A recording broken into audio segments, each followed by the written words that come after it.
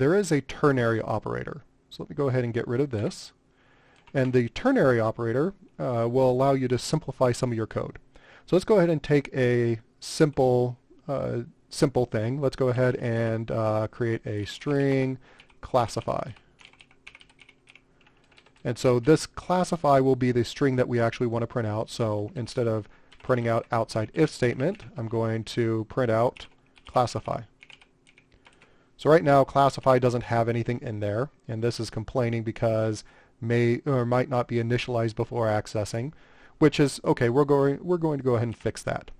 So the way that we would normally do it, if let's just check to see if this number is positive or negative, and I'll ignore 0 for right now. So if num1 is less than 0, we would say classify is equal to, and we'll go ahead and set a string here, and we'll go ahead and say num1 is negative. So if it is less than 0, then the number is negative. Else, now we just say classify is equal to num1 is positive, semicolon. So now when we run this, we put in a number, 42 is positive, and when we put in a negative number, negative 42 is negative. So this shouldn't be that unfamiliar to you, but we can go ahead and simplify this because, well, like I said, programmers are lazy, I'm lazy, this is way too much typing. So instead, I'm going to go ahead and comment that out, and we're going to use the ternary operator.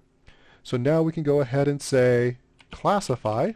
So we're going to set classify equal to something. And so now we give it the conditional here. num1 is less than 0. And so now if num1 is less than 0, so we're going to do this first part here. So if this is true, question mark, now we just build our string. Curly brace num1 is negative.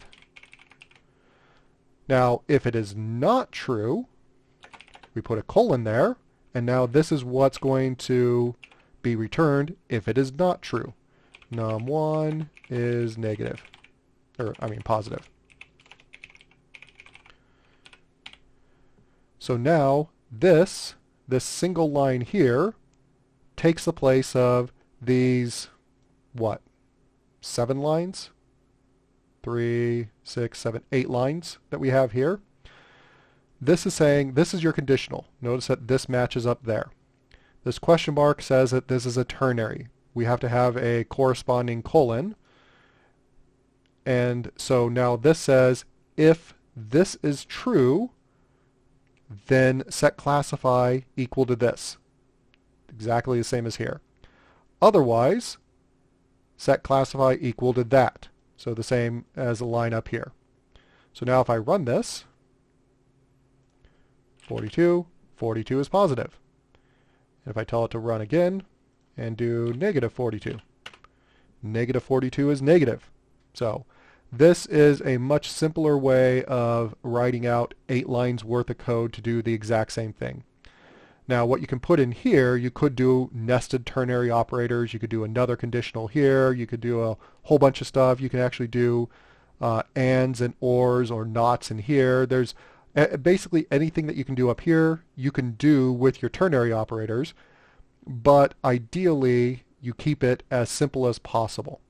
When it's simple, you can write it out like this, and then somebody can look at this and say, okay, so if it is less than 0, we're going to store that as negative, otherwise we're going to store that as positive. And then you don't have to worry about parsing an entire if conditional.